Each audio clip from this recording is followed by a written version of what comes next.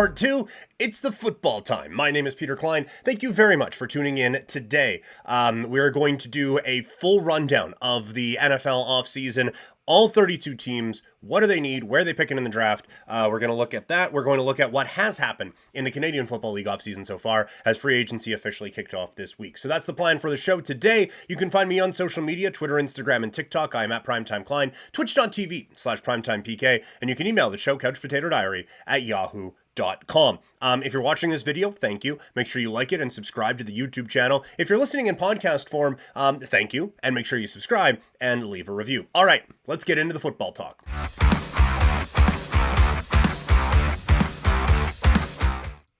So, going to just run through and doing this in order of where teams draft in the NFL this year. Going to be running through just a quick kind of rapid fire. We'll go more into like free agent targets, draft targets, and stuff like that as the offseason kind of rolls on. But for right now, we are going to look at all these teams and what do they need, and it'll probably branch off into other discussions from there. We start with the Chicago Bears. They hold the number 1 overall pick through no fault of their own. They made a trade with Carolina last year, allowing the Panthers to get Bryce Young, and the Bears end up getting this year's first round pick. Their needs, they could use some help on the interior of the offensive line, and playmakers is definitely a big thing. On both sides of the football, playmakers is a big thing. They need another wide receiver along with DJ Moore, maybe two. Tight end might be a bit of a need. We'll see what happens with Cole Kmet. And they need some kind of pass rush on the defensive side of things, and they need some kind of help in the secondary. So to recap, they need help on the offensive line, the defensive line, the secondary, and their pass catchers. But they got like 6 running backs, so that's something. And that is where, again, the discussion around the quarterback comes in, and we're gonna have this a bunch today. They have the first overall pick. They also have Justin Fields, and like it's so clear you need a guy who is special, and people have thought for a bit that Caleb Williams is special. So if you are one of those who thinks Caleb Williams is special, trade Justin Fields for whatever, bring in Caleb Williams, and try to surround him. Chicago also has the 9th overall pick, so they are able to address a couple of these things. Generally, I am not in favor of moving on from the quarterback when quarterback isn't a problem. I don't think quarterback is a problem. I do think that there are aspects of this offense that could help. Like if these guys were just like, you know what? Fuck it. Marvin Harrison Jr., come on in, number 1 overall pick, let's do it. Might be a bit of an inappropriate use of assets, given that a number of teams would trade up to get a quarterback there. But having Fields with Harrison Jr. and DJ Moore ain't a bad place to start. And then draft whatever offensive lineman you want at 9, or edge rusher or defensive back at 9, and go from there. It's not the worst thing. But what's probably going to happen is Caleb Williams gets drafted first overall. They trade Justin Fields for an early second and go on from there. That's probably what ends up happening. Up next, Washington. I do think quarterback is a need for this team. They draft 2nd overall. Also, they need some help with edge rushers. They traded away both guys in Sweat and Chase Young. They need pass catchers. Linebacking help is also big for them, and they need some work on the offensive line as well. This is one where I would have concerns drafting a quarterback into this situation right now. They're going to, but what have we talked about on this show basically since its inception? By the way, past 500 episodes last week, and forgot to say anything, so yay me. But one thing we've talked about in team building in the NFL, you need a foundation in place for the quarterback to come in and help. Drake May or Daniels are not the, who cares what the fuck we got? Let's just roll with it. And I think so many teams are going to use the example of CJ Stroud this year, where, hey, you didn't think the Houston Texans were going to be all that good, and Stroud came in, changed the culture, and off we went. Do you know why it's so special that he did that? Because it never happens. Generally, when you draft a good quarterback into a shit situation, it's going to go shittily. And that is what happened in Carolina. And I think so many of these teams are going to look at the Houston example and ignore the Carolina example. Washington is the Carolina example. They have nothing to surround this kid with. And now maybe they go out and make a bunch of moves and prove me wrong. At least they do have some weapons offensively, right? Like they do have McLaurin, Dodson. Even McLaurin, you like the running backs there, but the offensive line is terrible, and this defense can't stop a thing. I think honestly, like perfect world, you kind of let Sam Howell just take the licks a little bit, try to build up around him, and go from there. That's not what's going to happen. They're probably going to take either Daniels or May and just go from there. New England, another spot. They desperately need a quarterback. They're honestly needs basically everything on offense and maybe a little of defense. This offense is atrocious and not set up in any way to succeed. The defense is good. The defense is quite good. But this offense is not set up to succeed at all. They are another team who will probably go out and draft a quarterback. But all the talk about them, like this one makes the most sense. If they trade their second round pick for Justin Fields and then draft Harrison with this pick, that makes all the sense in the world for these guys. But they just need stuff. And they don't have a whole lot of cap. Well, actually, that's not true. They have a fair amount of cap space to go out and make some plays with. They've just built this team poorly over the last little while. They need so much on the offensive side of things. I feel like if you just draft a quarterback into this spot, you're basically just going Mac Jones 2.0, and that cycle is just going to continue. But that's probably how it's going to be. Arizona is set up in an amazing spot. They need wide receiver help, some help on the interior of the offensive line, and the defensive line isn't very good there. Just defensively, this is not a very good football team. So that's where they need a lot of the help. But with Kyler Murray kind of showing flashes that he's still Kyler Murray, I think you feel like you're in a good spot with the quarterback right now. They also have the 27th overall pick, so they can get a couple of things here in this draft.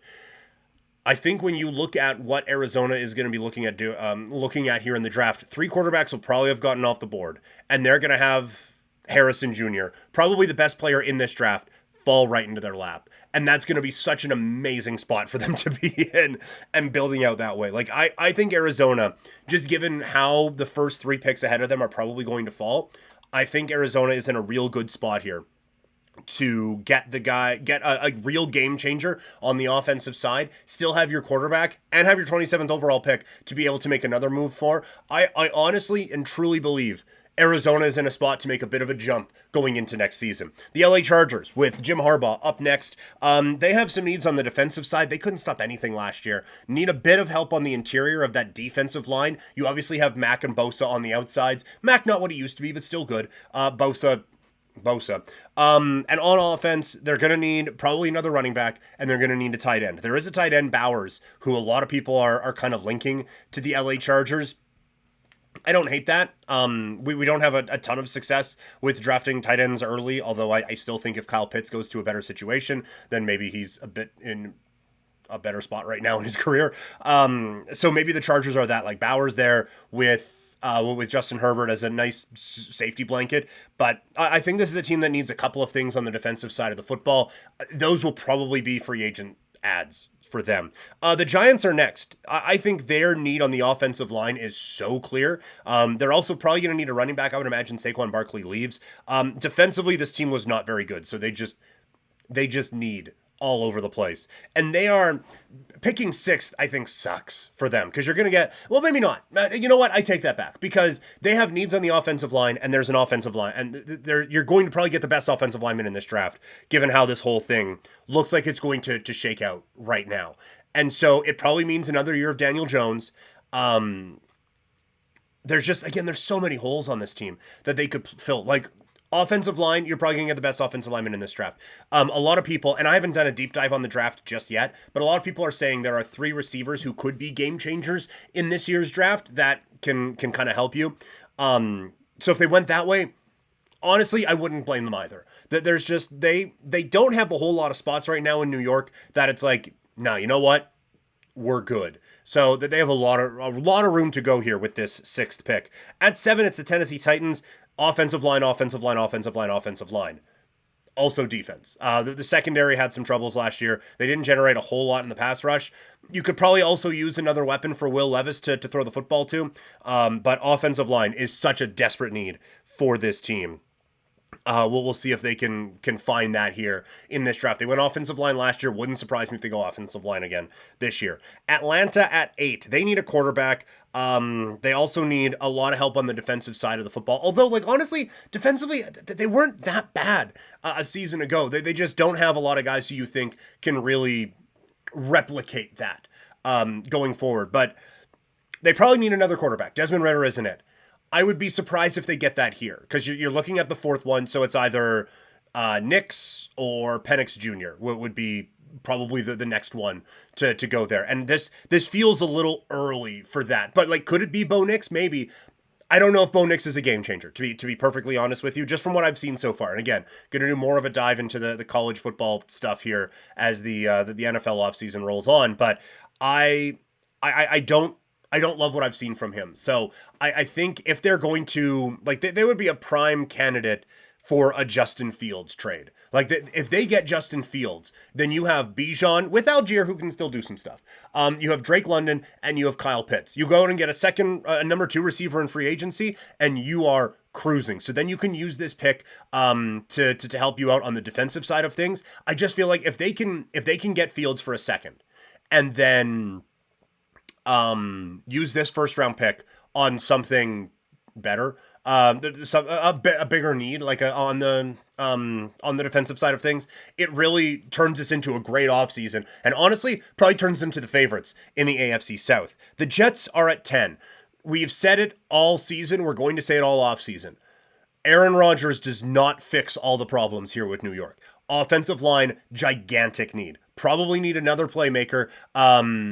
On the outside at wide receiver. You got a couple in Wilson and in Hall at running back who you really like. Defensively, this team has a fair amount. Maybe could use some safety help. Maybe could use something at defensive tackle. But offensive line needs to be a priority for the New York Jets coming up here this season. At 11, it's the Minnesota Vikings. Probably need a quarterback. We'll see what goes on with Kirk Cousins. Maybe based on the injury, they can bring him back for one more year. Defensively, this team was actually all right. So maybe some help on the offensive line, maybe a little bit more help defensively, but this team doesn't feel like they are that far away from making another push here in the NFC North. At 12, it is Denver, and again, a lot of people putting them with the quarterback with Russell Wilson, probably about to be bought out. Defensively, this team was better than their numbers are going to suggest because they gave up 70 points to the Miami Dolphins. But defensively in the second half of the season, this team did step up. You would like to see maybe a bit more talent there on the defensive side of things. And I do wonder if they need another receiver. Judy hasn't stepped up in the way that you would want. Sutton is a beast in the end zone and kind of nowhere else. So I wonder where they kind of go here this offseason. At 13, it's the Raiders. Quarterback would definitely be a need for them. At 13, I just don't see it. I don't see them being like I as a Raider supporter, I don't want Bo Nix. I think if you're going to be in the Bo Nix category, then maybe it's just Aiden O'Connell. Maybe go out and get a Sam Darnold for a year. Like, just get a stopgap and try to build around it. I think they need some help on the interior of this offensive line. Another playmaker offensively would be good. Josh Jacobs is probably leaving. So I don't love running back at 13. Maybe one of those 3 wide receivers is still on the board. You get that. But this team also needs some help defensively as well. So there's a lot of places that the Raiders could go here at 13. At 14, it is the New Orleans Saints. This offense needs some help. Honestly, they need to not have Derek Carr, but I don't think that's going to be an option for them. Michael Thomas is fading, and so they probably need another receiver alongside Chris Olave, maybe another offensive lineman to help out. I don't think the offensive line was the problem. And defensively, like, Dennis Allen can coach the hell out of a defense. This is a pretty good defense, so I don't know if they need a lot there. So it's an interesting spot for New England here for New Orleans here at 14. Like I said, maybe one of the 3 receivers is there. Maybe they go out and get another edge rusher to like just strengthen a strength sort of a thing for New Orleans. But yeah, this is, I don't think New Orleans is honestly that far away. I think Derek Carr is kind of cooked. And I think a couple of, like, I don't know, Kamara's still good, but for how much longer? Michael Thomas just isn't anymore. So I think you need another couple of weapons for Derek Carr to use. At 15, it is the Indianapolis Colts. This defense was almost historically bad this last season. So the focus needs to be defense. Probably need another pass catcher. You can get that in free agency. I think this draft needs to really focus on the defensive side of the football. Because I don't want to say this division's right there, but Houston looks really good. Jacksonville took a step back, but their offense looks pretty good. You're going to need a defense to try to slow these guys down a little bit and hope that Richardson can stay healthy. At 16, it's Seattle. Would like to see another quarterback there. Maybe they do the red shirt thing, like they take Bo Nix and redshirt him behind Geno Smith, and that's kind of your guy for the future. Because the rest of this roster is all right. It's just Geno Smith kind of let them down this year. But defensively, they are set with a lot of young pieces. You could always use another pass rusher and some more help on the offensive line. But I wonder if this is the spot where you go quarterback and kind of redshirt Bo Nix. That would be, if I'm Bo Nix, that's like perfect landing spot for me. Going forward. At 17, it is Jacksonville. The defense kind of carried them this year. I think they need playmakers here on the offensive side. I would like to see them get a wide receiver, probably 2 out of this offseason, and really help out Trevor Lawrence. The defensive side of the ball, I think they're fine. At 18, it's Cincinnati. Offensive line, offensive line, offensive line, offensive line. Maybe a wide receiver to offset T. Higgins, maybe leaving in free agency, but the defense on this team is all right. I think offensive line help has always been a priority, I think, for the Cincinnati Bengals. For the Rams at 19, the defense was an issue this year. Offensively, this team put up some numbers. Defensively, this team gave up some numbers. I think they need to address that going forward. But I like a lot of what the Rams have on offense. The offense is fine. Maybe this is another spot you draft a Bo Nix or a Penix Jr. and you let them redshirt for a year or 2 behind Matthew Stafford and have them grow into that role and try to address the defense through free agency. Pittsburgh. I would suggest they need a quarterback, but they're probably not going to go that route. And at 20, you're just not going to get that guy. So probably that's not where they're going to go. I think some help at the pass rushing spot. Obviously, like TJ Watt is irreplaceable, but getting a little bit more support on that defense so that it doesn't all go to shit when if TJ Watt goes down with an injury, that's probably the way you would want to go. 21, the Miami Dolphins are picking. Offensive line might need a bit of help. Obviously, they don't need playmakers. And the defensive side of things, this is... People forget because the end of the season was so blah. This is a good football team, I think, and a talented football team. So maybe you need a little bit more help on the defensive side of things. Vic Fangio is gone, and they never really picked up the Fangio scheme. So hopefully you're hoping for addition by subtraction there. There's not a ton of holes here on this Miami team. I think they're just kind of looking to maybe shore up the defense, shore up the offensive line a little bit. Philadelphia has the 22nd overall pick.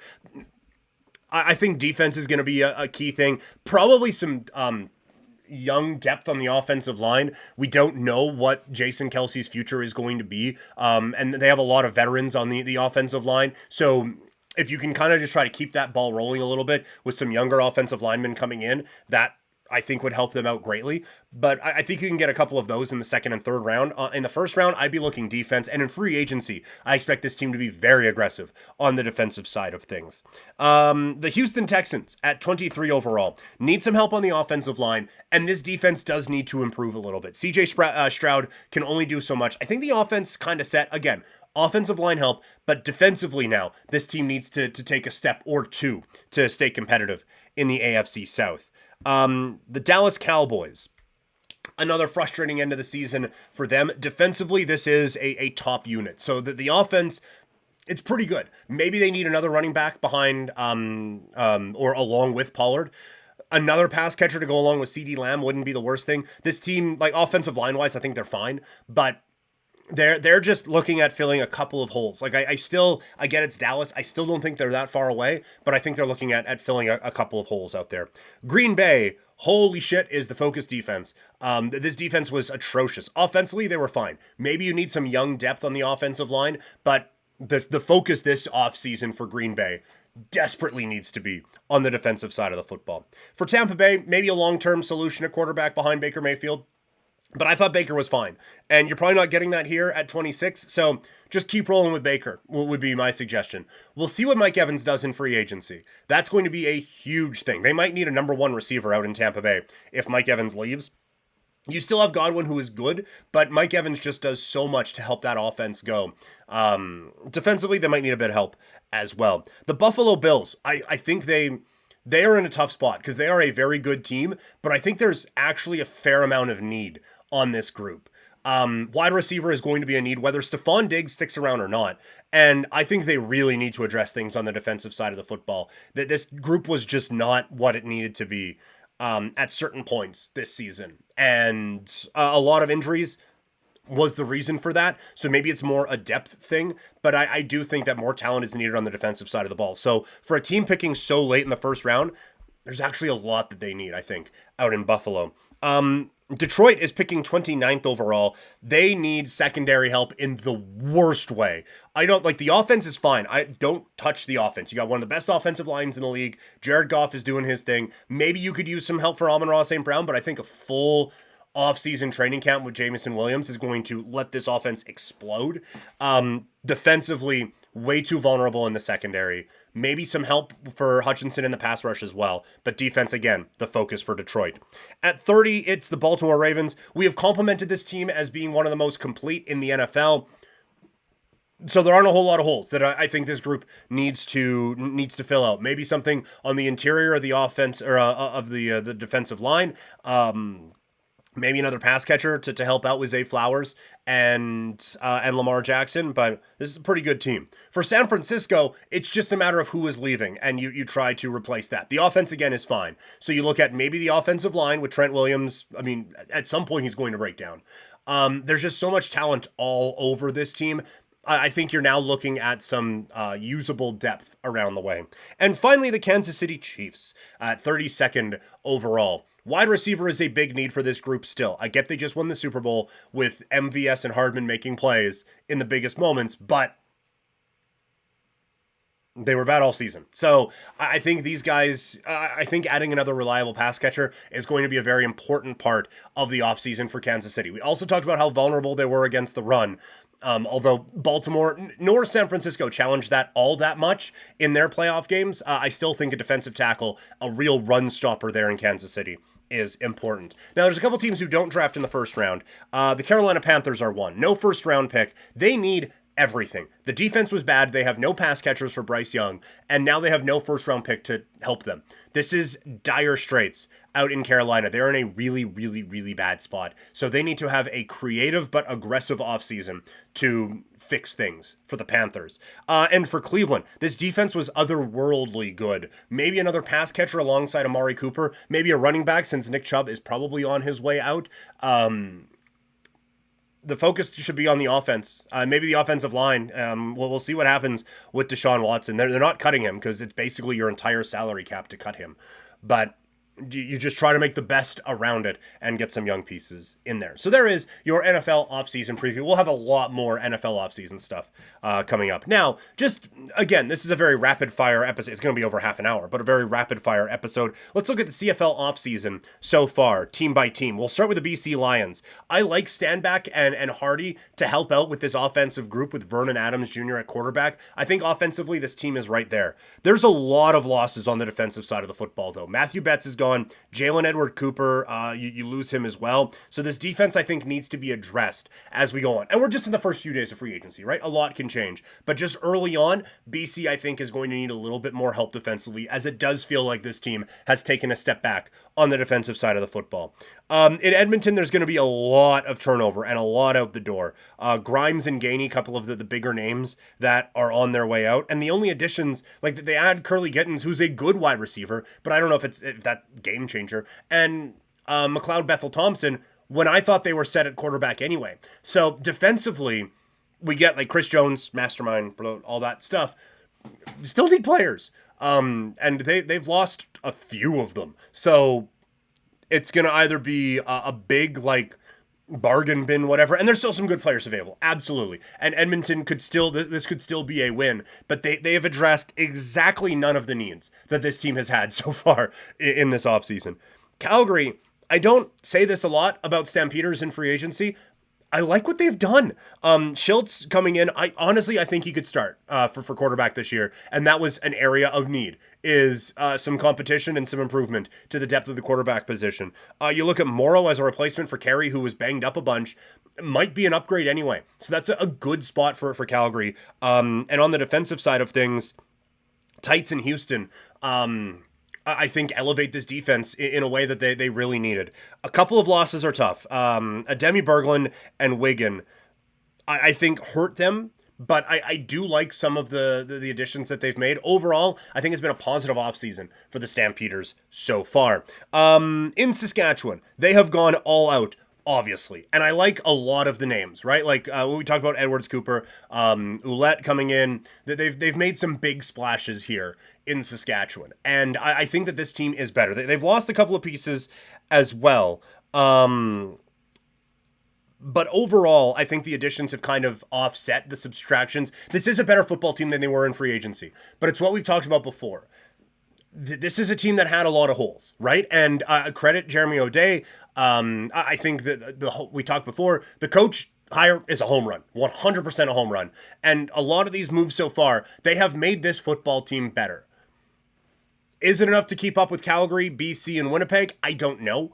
But they are certainly a better football team. It's just they had so many holes to plug that they are now, I think, because of all the money they have spent, going to have to get a little bit creative in plugging a few more of those holes. But again, Saskatchewan in a better spot than where they were at the start of the free agent period. And Winnipeg, obviously a lot has left, and they've only lost they've only added Strevler. So it is an incomplete offseason so far. Keeping Schoen is huge.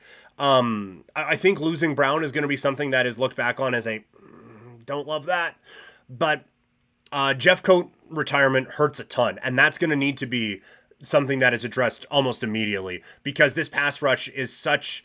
It's just the center of what this team does defensively is being able to aggressively get after the quarterback, and so that's going to be an important part now for Winnipeg is addressing that. But they've just added no one so far. So it's obviously a very incomplete offseason. For Hamilton, it's just kind of been like they've lost some pieces with Lawrence gone, Adeleke is gone.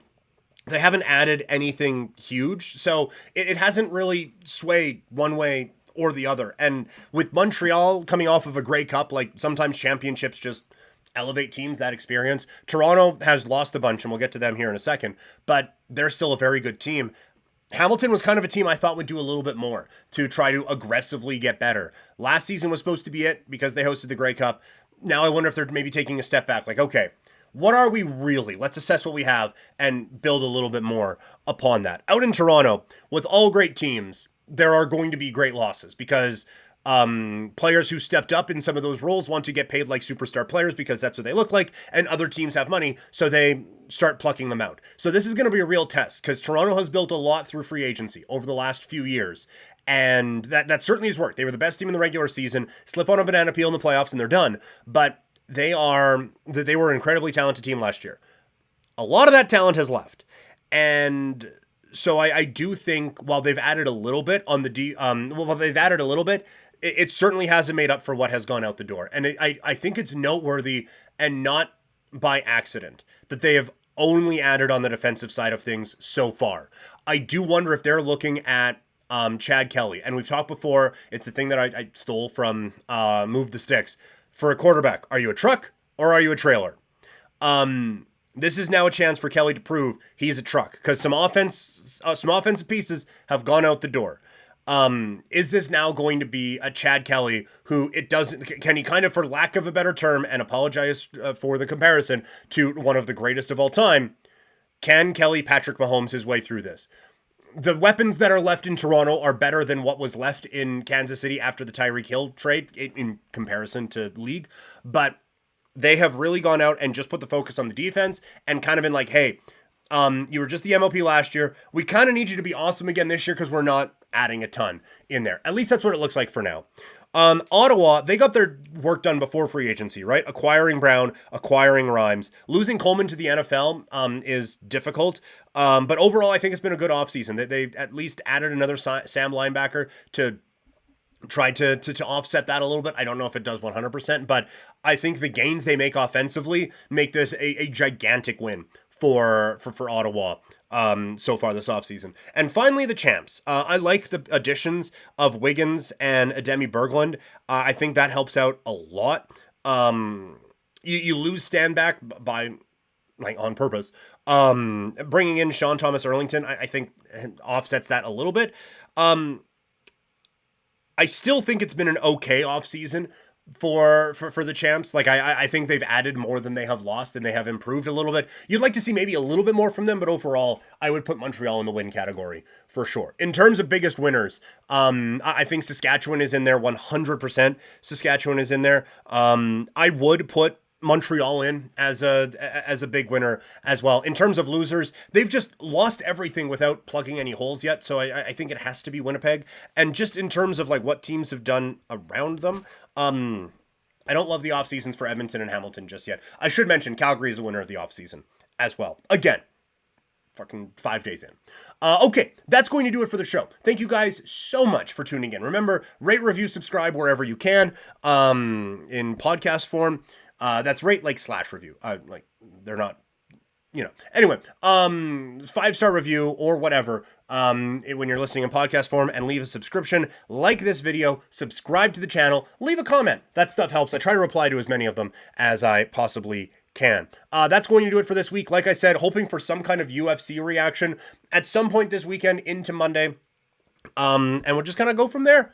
Follow along on social media, Twitter, Instagram, and TikTok. I'm at Primetime Klein, twitch.tv/PrimetimePK, and you can email the show, couchpotatodiary@yahoo.com. Thank you guys so much for tuning in, and I'll talk to all of you next week.